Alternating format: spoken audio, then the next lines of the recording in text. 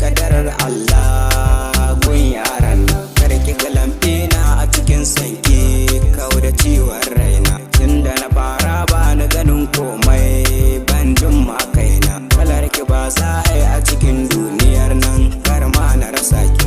Ina da buri na in dare da rabo shine in kwashe ki. Killan kwasar harshe ki min zance har na saki baki. Akan ki na jure maganar banza duk zafin kishin ki. Wallahi na fada komar sanki kar da kice in daina. Ki ban kulawar da ba misali ne na bar miki ruhi na. Da ki yo murmushi guri na ne da kyar na gane kaina. Kar ki gujan mai suna dan Allah ke dai na sawa raina. Na baki damar da zaki min karshen sokar da ki so san raina. Nake nike alfahari mai suna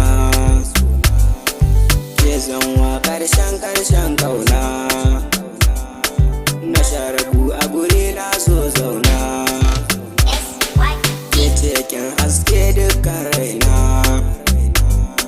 Sanna da takawa babar suna.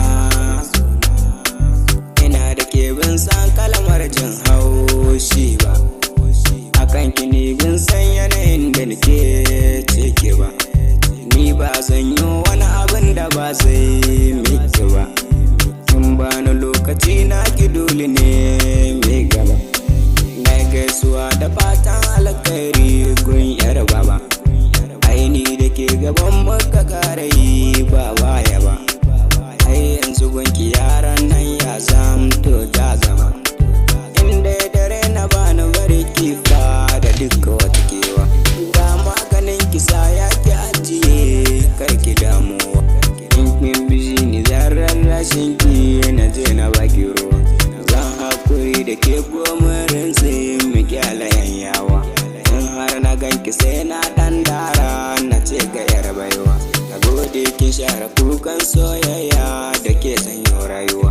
Kin zamsila ta doran farin ciki akan ki ni. Nai suntuwa ba kyauta daga Allah ina ta soyayya. Na samu tabbacin tayar je mun muga karshen soyayya.